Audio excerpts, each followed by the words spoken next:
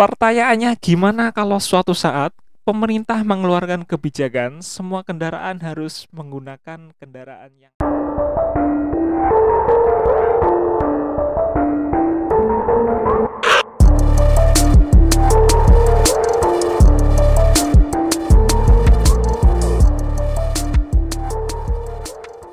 Halo guys, kembali lagi bersama saya di Automatic Trader. Oke teman-teman, paling asik menurut saya memang kalau ngomongin rencana masa depan ya teman-teman. Tentu di dalamnya juga termasuk portofolio investasi kita. Ini saya mau sharing santai aja ya teman-teman. Meskipun portofolio saya ini masih receh gitu ya, tapi rasanya seru aja gitu kalau kita ngomongin soal investasi gitu. Buat saya itu rasanya kayak kita sudah mengambil sebuah keputusan yang tepat aja gitu ya. Menurut saya teman-teman, sektor yang paling seksi untuk sekarang ini adalah investasi di sektor teknologi ya teman-teman. Saya kira sudah rahasia umum ya, kalau sekarang ini orang-orang sudah nggak bisa dipisahin dari teknologi ya. Contoh gampangnya aja teman-teman, nih misalnya teman-teman pasti nonton video ini menggunakan teknologi ya, baik itu dari smartphone ya, dari Android atau iOS itu ya, PC atau laptop gitu ya, juga termasuk internet dan juga tentu nontonnya pakai YouTube ya teman-teman. Dan kedepannya sektor ini menurut saya ini masih akan terus bertahan dan berkembang ya gitu teman-teman ya. Ada banyak sekali pilihan perusahaan untuk kita investasi di sektor teknologi ini di GoTrade ya teman-teman. Misalnya kayak Tesla, Apple, Meta atau Facebook gitu ya. Ada juga Alibaba, Google, Microsoft atau Grab, dan sudah tentu juga ada Twitter ya teman-teman ya. Nah, di antara semua itu yang paling menarik buat saya adalah Apple dan Microsoft ya teman-teman. Makanya saya pilih dua saham perusahaan ini di sektor teknologi. Kenapa Microsoft dan Apple ya teman-teman? Untuk orang yang nggak terlalu expert di bidang saham kayak saya ya teman-teman, saya kira pertimbangannya justru cukup sederhana ya. Yang pertama yaitu karena saya kenal dengan perusahaan itu ya teman-teman, yaitu Apple dan Microsoft. Ya siapa sih yang nggak kenal Apple sama Microsoft ya? Saya kira semuanya mayoritas sudah pada kenal ya. Yang kedua adalah ya karena saya memang pengguna produk dari kedua perusahaan itu ya.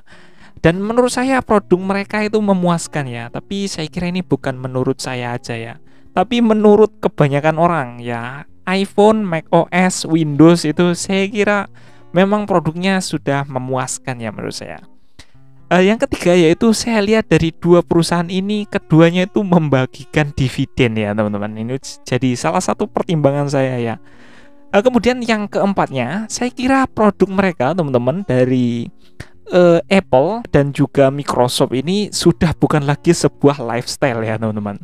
Tapi untuk beberapa individu ya, untuk beberapa orang itu mungkin produk mereka ini sudah menjadi sebuah bagian dari kebutuhan ya. Misalnya orang kan kerja sekarang perlunya pakai komputer ya, tentu sistem operasinya itu kalau nggak Windows ya Mac OS ya teman-teman ya. Nah itu salah satu pertimbangan saya. Dan siklusnya kelihatannya teman-teman itu masih akan bertahan seperti itu sampai ke depannya ya teman-teman ya. Kemudian sektor kedua yang menarik buat saya itu adalah sektor finansial ya teman-teman. Sektor ini menurut saya memang sektor yang sangat vital ya. Karena orang melakukan transaksi, nyimpen duit hasil usaha atau hasil kerja. Kemudian kalau kita mau minjem duit ya, butuh duit, kita pasti melewati sektor ini ya teman-teman ya. Sebuah lembaga keuangan yang terorganisir itu saya kira akan terus dibutuhkan gitu ya. Sektor ini mungkin nggak akan berkembang pesat ya, atau berkembang meledak-ledak seperti sektor teknologi yang bisa tumbuh itu sampai sekian kali lipat gitu ya. Tapi sektor ini akan terus berkembang perlahan tapi pasti ya teman-teman. Itu menurut pendapat saya. Teman-teman pasti sudah terbiasa ya dengar istilah kayak misalnya PayPal, Visa, Mastercard, HSBC di perbankan juga. Ada juga mungkin teman-teman juga dengar Coinbase dan juga itu ya Berkshire Hathaway ya, itu si Warren Buffett punya ya teman-teman ya. Tapi satu perusahaan yang belum saya sebutkan tapi jadi pilihan saya di sektor ini yaitu JP Morgan Chase ya teman-teman. Alasan saya pilih JP Morgan Chase dibanding yang lain menurut saya cukup unik ya teman-teman. Yaitu karena saya belum tahu apa-apa tentang perusahaan ini teman-teman, tapi saya sudah sering banget dengar namanya ya teman-teman, JP Morgan gitu. Dan menurut saya itu adalah salah satu dari indikasi kekuatan perusahaan itu ya. Orang yang nggak kenal aja sering banget dengar teman-teman ya. Berarti kan itu perusahaannya memang perusahaan yang kuat gitu ya.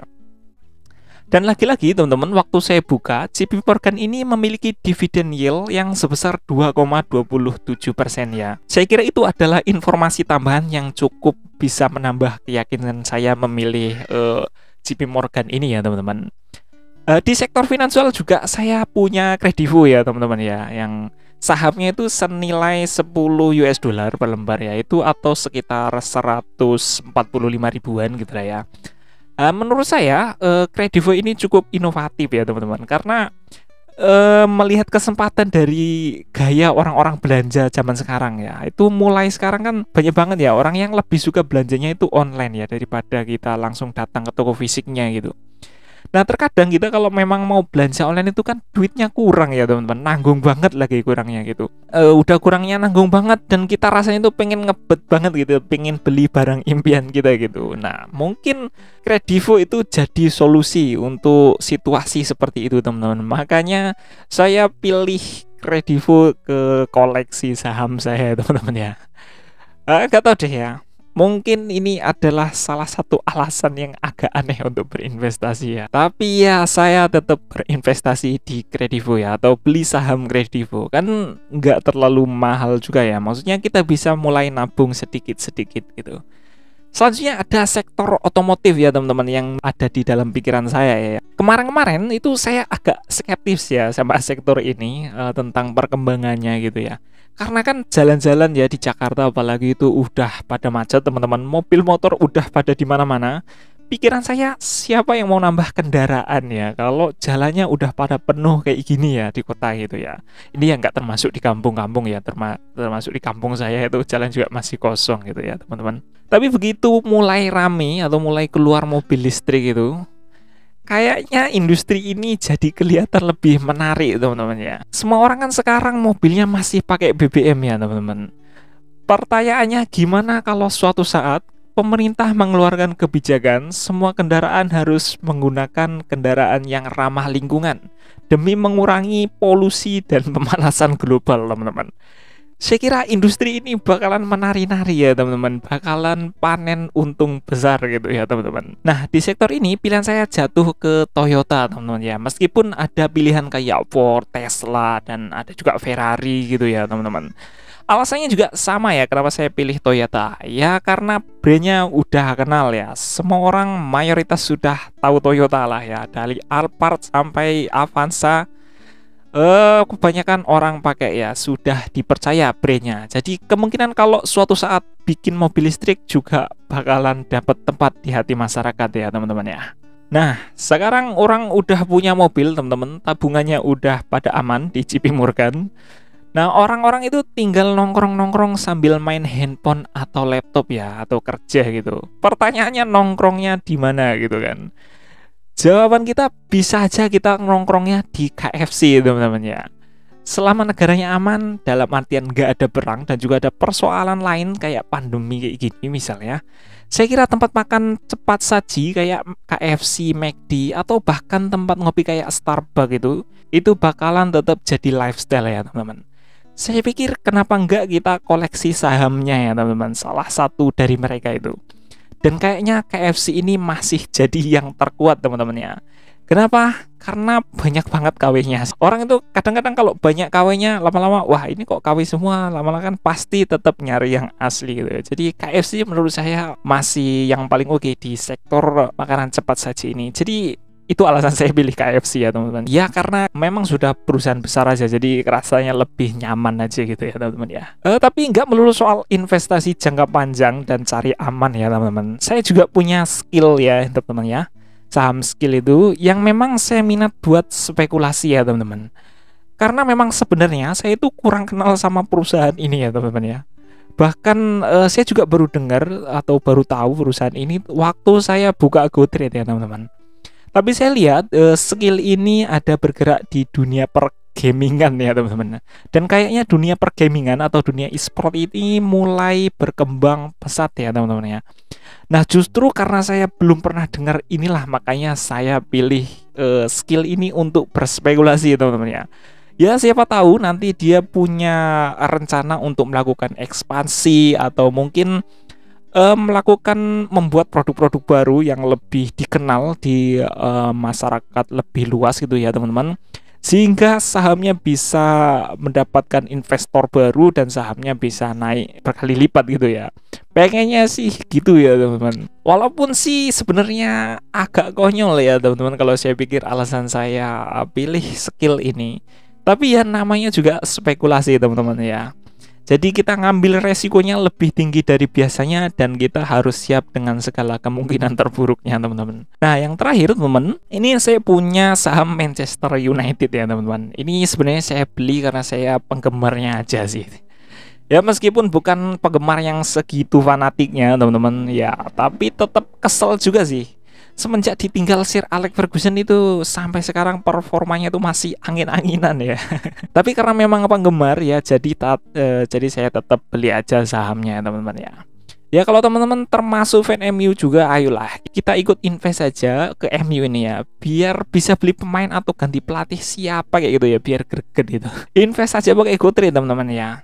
Kita bisa kok mulai invest dari $1 aja itu atau 14 ribuan. Store-nya juga gampang gitu, bisa pakai virtual akun atau GoPay atau Dana gitu ya teman-teman ya. Kalau belum punya aplikasinya ya tinggal download aja ya teman-teman ya, ada di Play Store ataupun di App Store ya. Masa nggak mau sih lihat MU menang gitu, angkat trofi lagi gitu kayak dulu gitu. Kandangnya itu Old Trafford itu bisa lebih menakutkan dari biasanya gitu teman-teman ya.